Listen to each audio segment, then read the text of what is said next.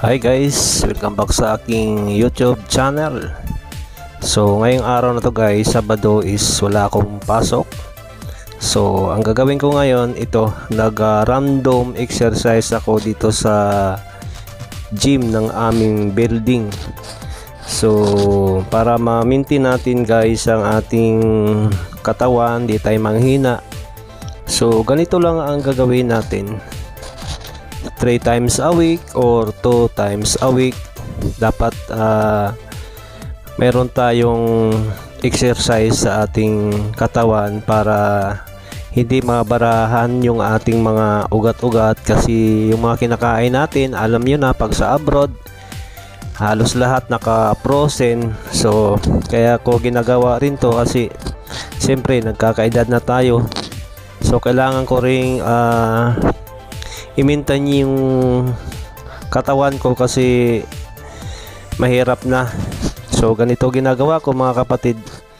So kaya ko pa naman magganyan, magbuhat-buhat kahit medyo may edad na tayo.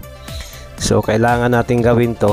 So sa mga kaibigan ko dyan, advice ko sa inyo mga kapatid, so gawin nyo rin to para para iwas sakit-sakit sa ating mga katawan. Alam nyo kasi pag wala kang ganito, panay kain tulog lang tayo, so maramdaman mo yung sakit ng iyong mga kasukasuan. So lalo na pag mahilig tayo sa alak, mahilig tayo sa mga karne, lalo na yung mga lamang loob, yan ang dapat nating iwasan. Pwede naman tayong kumain ng ganyan, kaso nga lang paunti-unti, huwag talaga marami, lalo na sa kanin. So kailangan natin i-control ang rice kasi alam natin na isa yan sa nagpapataas ng diabetes. So ayan, ano lang ginagawa ko mga kapatid. So kailangan sa isang buwan o isang linggo meron akong ganito exercise. Kung hindi man ako makapag-exercise sa aming gym dito sa taas, ay nag-walking ako sa labas.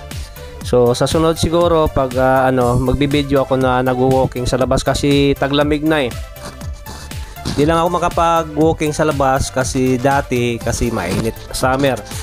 Ngayon kasi medyo papasok na yung taglamig kasi November na, after tomorrow November na. Malapit na talaga ang taglamig kasi umulan nga dito sa amin sa Dubai kahapon. Nung natapos yung ulan ay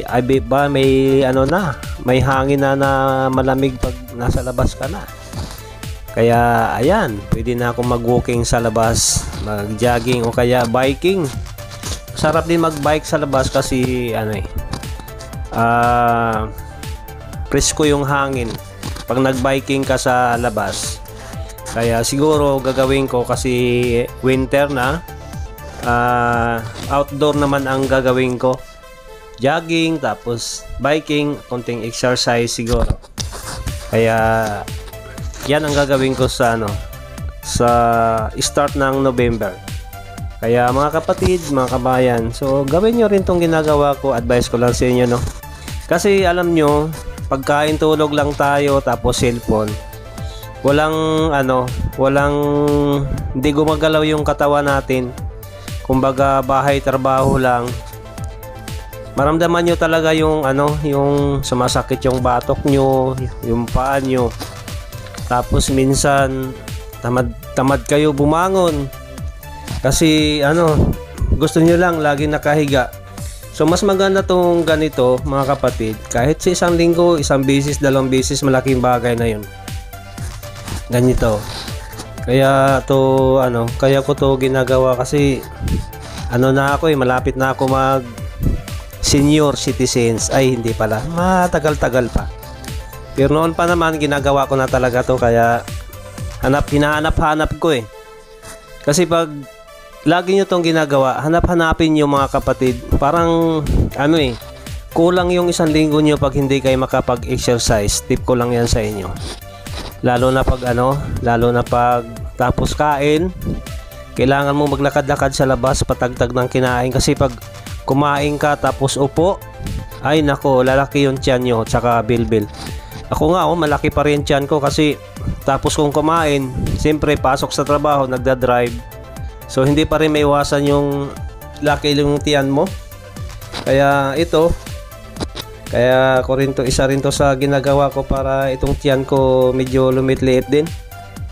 Kasi nakaupo ka sa sasakyan, doon naman sa trabaho ko, nakatayo naman kasi iniikutan ko yung mga pwesto namin, chinichik ko yung mga pwesto namin ko, so naglalakad ako.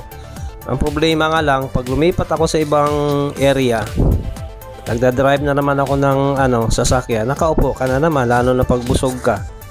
So kailangan mo talagang gawin ito mga kapatid, no? Kaya lalo na sa pagkain, ay nako, kailangan natin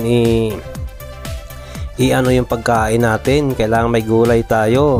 Ayan, kailangan hindi rin puro baboy, puro manok, kailangan may gulay-gulay tayo, isda. Ayan, isa yan sa nagpapadagdag ng sustansya sa katawan natin.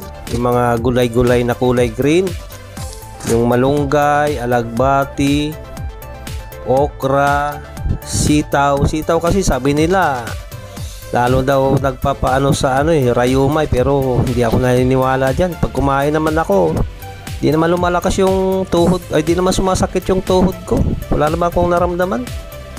Di na ako naniniwala dyan na yung sitaw is nakakarayuma.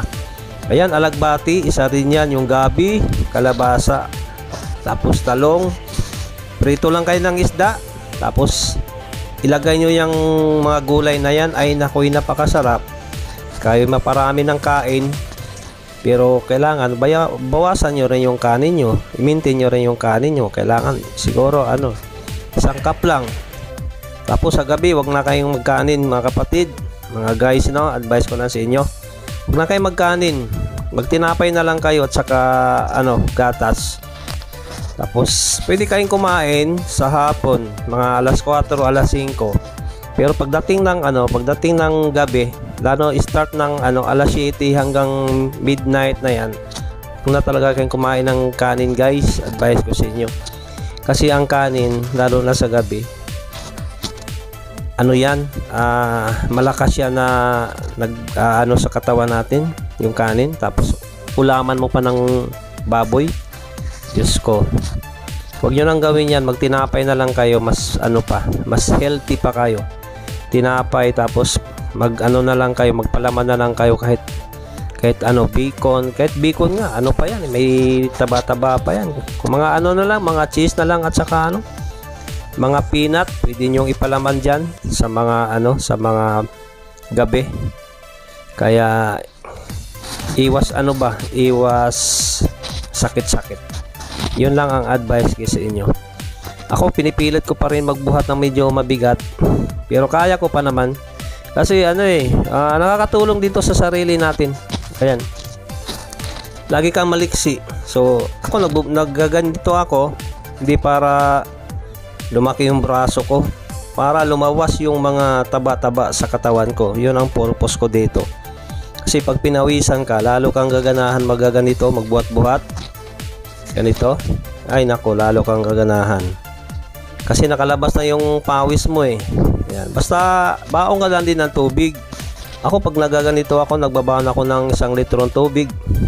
Lagyan ko ng lemon mga kapatid. Yung alam nyo yung 1 litro ng tubig, pinipigaan ko ng isang buong lemon yan. Binabaong ko yan pag nagaganito ako. Tapos nilalagyan ko ng 1 kutsarang honey. Yan. Tapos kailangan mong ubusin yan kasi lumalabas yung pawis mo, kailangan mo rin may suporta sa katawan mo. Ganito. Ayan ganyan lang. Advice ko sa mga kapatid, gawin nyo to. Huwag kayong tatamarin. Umpisa lang naman yan, medyo tatamarin ka, pero kung i-focus yung talaga linggo-linggo, 1 bisis, 2 bisis, ganito, walking, jogging sa labas, ay nako, nakakatulong pa sa sa heart nyo. Kasi heart ang yung kinakain natin, heart talaga ang So yun lang mga kapatid, maraming salamat. Sana natulungan ko kayo sa aking tip na sinishare ko sa inyo. Bye bye, maraming salamat.